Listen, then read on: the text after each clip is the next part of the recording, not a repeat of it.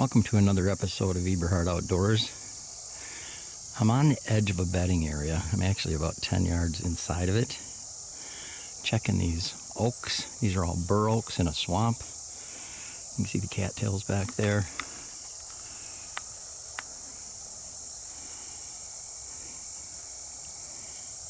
More cattails over there.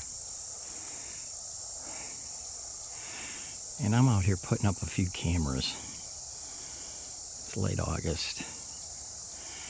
And these are all burr oaks. That's a burr oak. That little short one's a burr oak. That big tall one behind it's a burr oak. The one here with the sun in the way is a burr oak. And you can tell right here, the deer, they're just starting to drop. I mean, most of the acorns I've seen up in these trees, and they're loaded, are still light green. So they're going to be dropping well into October. And you can see here how these tall marsh grasses are just trampled down. Deer coming through here checking for acorns. And it ain't even close to what it's going to be in another 2 weeks once these start falling regularly. So I have a tree that I've hunted in the past, and it's actually in a white oak, burr oak right there, and it's also loaded with acorns. And there's another burr oak right there. So there's probably a dozen mid-sized burr oaks here. And so I'm going to put a camera, because most of this traffic gets really heavy right here. So they're coming from the north. Most of this traffic is coming right into this spot. So because I think it's primarily, you can see a runway right there going through there, and right here you can see how this is matted down. So they're kind of coming from north, heading southwest actually, because there's more oaks and some chestnuts and beech nuts out in that open timber that you can see over there. So I'm going to put a camera on this area right here that's all matted down. It'll also cover this runway right here, and see what we got and hunt it accordingly. And you can see this oak right here is probably 10 or 15 yards from the edge where it opens up into pretty much open timber. So a big buck could feel comfortable coming in here and eating acorns just before dark, and then moving out into the more open timber where they don't have to paw through these tall weeds for acorns. On that open timber, it's just going to be laying on the ground totally exposed, because that open timber has very minimal understory. So I'm going to set up a camera here and then see what we got. And something I forgot to mention is I left my one stick with double 8ers by a tree the other day that I put a camera at, so I have to go back and get that.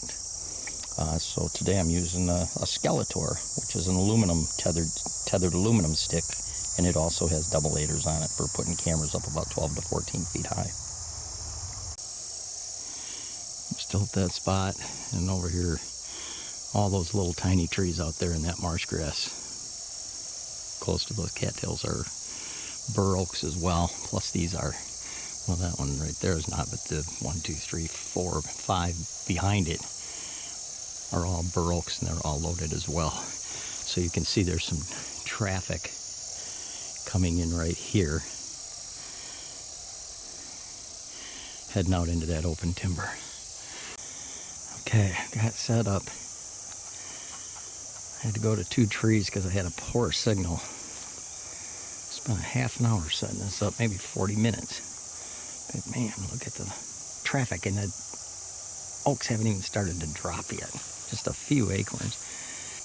Right on the edge of this bedding area, and this runs for like a mile north and south. It's not super wide. There's my camera set up right there. That's the tree I'm hunting. So for people that want to see what a spiked tree looks like, I get emails all the time. obviously this is one of my 2 private parcels. I'm debating on showing public because everybody knows where the hell they're at, because we got so many hunters. They notice stuff. They notice the landscape if I move around at all on the property. That's what's happened in the past. But anyway, I'm going to show this spike tree and we'll just look at these runways coming through here. These are 10-inch long spikes by 3/8 diameter. And I like to tack stuff on private where I can find it real easily, especially when I get into this tall vegetation. I got those spikes gapped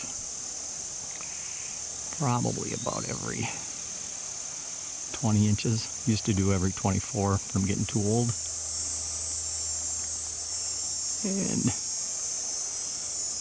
you can see my ring up there of spikes. Right up about there. I can't see with the sun behind me. I'm guessing they're right there. So that's where my feet are. That's probably 26 to 28 feet to my feet. I've got a really nice chip shot, probably 18 yards to that oak. And there's also other oaks over here. I've got shots back into here as well. There's not as much traffic. Most of the traffic thus far is over here. I hope you can see those orange tacks. Those orange tacks that I've replaced a few times because there are reflections coming off. And there's a white tack. That's my mark to keep going forward. But the orange tacks mean I've got a tree to the right. So turn to the right, and there's a tacked tree right here, and a tacked tree right there.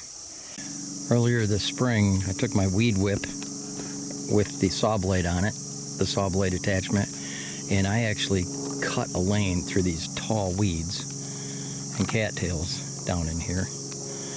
I'm about 150 yards up the edge of the swamp from that last tree, and I whipped about a 3-foot wide swatch through here to my tree, and the deer are using it, which is perfect.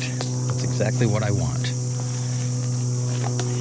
I use sunlock, so I'm not worried about brushing against vegetation and leaving odor. And this is strictly a morning hunt location. So I'm going back here to set up a camera. This is a transition corridor, kind of a funnel in the swamp. But you can see here how much nicer this trail is because I weed whipped it this spring as opposed to walking through that. And excuse me for my shaking. That and cattails, and this just makes it a lot easier. And it also became a main, obviously became a main deer runway. It was never like this before. So this is not a speed tour. I'm just putting out some cameras a little bit earlier than I normally do. Wow, I can't believe how this is tore up. This was never like this until I whipped these weeds. But this is not a speed tour. In this location back here, in this brush a little bit, this is strictly a rut phase location. So this is not an early season location, but I am going to put a camera up here just to kind of track movement through this transition corridor connecting bedding areas. But I will not hunt this until probably late October, depending on what I have on camera, of course. And man, I can't believe the deer that are using this now. Wow. This is like the main runway going through this transition corridor, side to side. It is being absolutely trashed. And they're not even back in the swamps yet. Most of the deer are bedding out in the peripheral junk. There's no reason for them to be back in the swamp, although I take that back. There is a reason for them to be back here. There are a ton of burr oaks. 1, 2, 3, 4, 5. There's at least 20 burr oaks right around in here.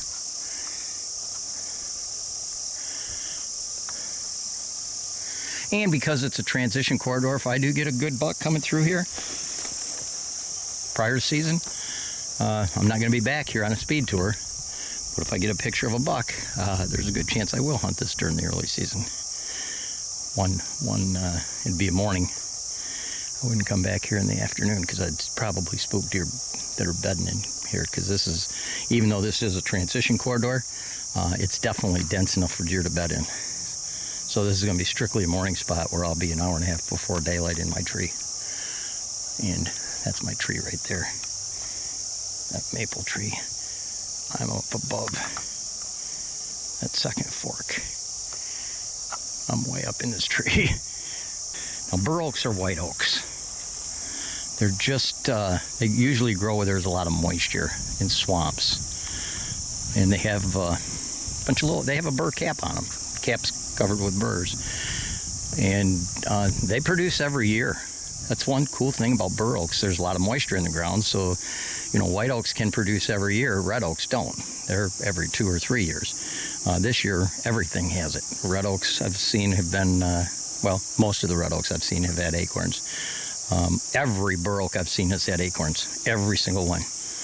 And I put out some cameras last week, and the burr oaks there also were loaded, as these are as well. So this may be a spot I hunt early season, but I'm going to put a camera out here, and I'm going to use my Skeletor stick with double aiders to set it up, and I'll show it to you when I get done. I think I'll show you this tree too, because this tree has spikes in it. These are gapped a little farther. This has been prepped a few years.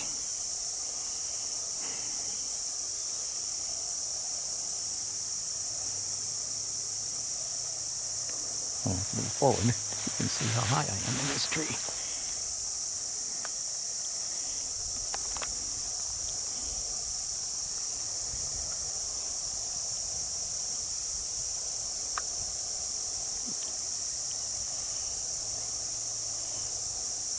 Basically, that's a little small Y.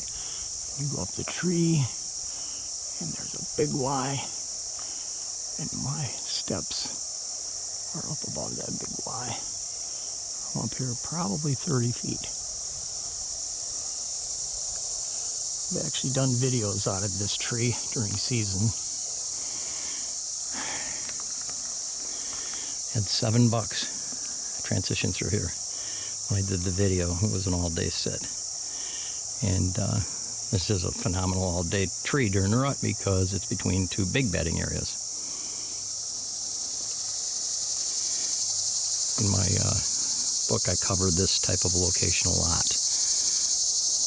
And I am the only guy. There's like 8 guys that hunt this property.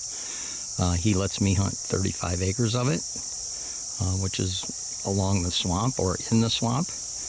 And I'm the only person he allows in the swamp. I've mentioned that on other videos.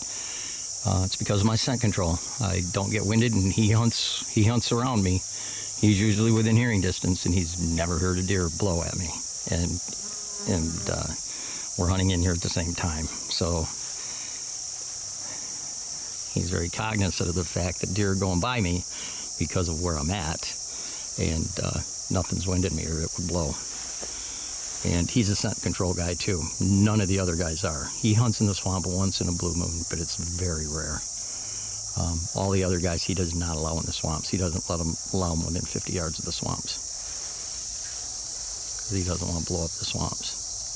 So that's what a scent control will do for you. And I know a lot of you guys don't believe in it, but hey, that's your problem. I've proven it thousands of times. I've had deer downwind of me thousands of times over the last 27 years.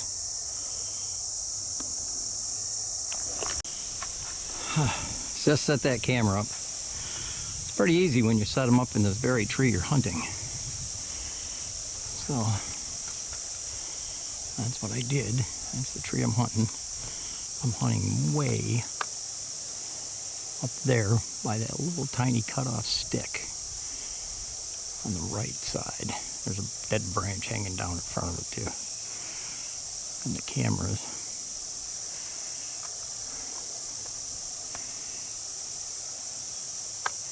It's right there, and I'm standing right amongst all these oaks. This one here's a burr oak. That's a burr oak. All those over there are burr oaks. There's probably 30 or 40 of them in here. I've seen lots of bucks out of this tree over the years I've hunted it, but just not a shooter. Never had a shooter go through here. This is Michigan, and Michigan sucks. It's tough. By far, it's the toughest state I've ever hunted by leaps and bounds. There are just very few bucks make it to maturity. It's just too heavily pressured. And there's probably, in this 640 acre section, there's probably at least 30 bow hunters and 40 gun hunters. I don't gun hunt, so I'm one of the guys that doesn't gun hunt here. Everybody else does. Okay, I'm out at my last oak spot on this 37 acres. 37 acres, but only probably 10 of it's swamp and transition corridor in the swamp. The rest is open timber, where most of the other guys hunt, other than the owner. And there's a big white oak. It's an actual white oak. That's not a burr oak. And I don't see much for acorns on that. That right there is the tree I'm going to be hunting out of, up in that big conglomeration of junk. That tree is spiked. In fact, I did a video a couple of years ago with a big 7.5-and-a-half-year-old. He came in and ate at that tree, but he wouldn't score. And I hunt score. I hunt bucks that make buck. He's probably going to be 120. He wouldn't have went 125 net. And so one of the other guys on the property was pretty happy I let that go, because he shot him the next year, and that deer dressed well over 200 pounds. It was a big, huge buck. A lot of burr oaks in here. And there's another big oak. There's two of them over there. That farthest one is a burr oak. This one here is a white oak. But it looks like that's all trashed down over there, just like that first spot. So that's probably what I'm going to put the camera on. I'm using Moultrie Edge Pro 2s or Pro Edge 2s. They set up super easy. They're actually easier than the Exodus cameras that I thought were pretty easy. And as you can see, he let me cut a couple trees down here, trees that were blocking my shot to that oak, to that burr oak, from that monstrous white oak. I love hunting trees like that. You can do the meringue up there and they can't see you.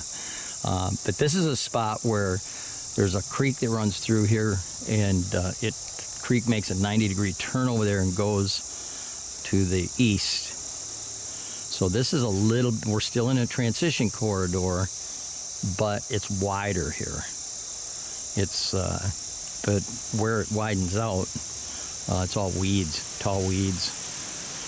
The trees pretty much go along the edge of where that river turns. They keep going straight up that edge like there were a river up to the north. So the pinch here where they're going to feed through is still about the same width as it was at the other two trees, even though it's probably another 50-60 yards wider here. All that extra 50-60 yards is just weeds, so they're far more apt to go through here than they are through that open weeds, because they still like the security cover, this tall weeds with the canopy over top.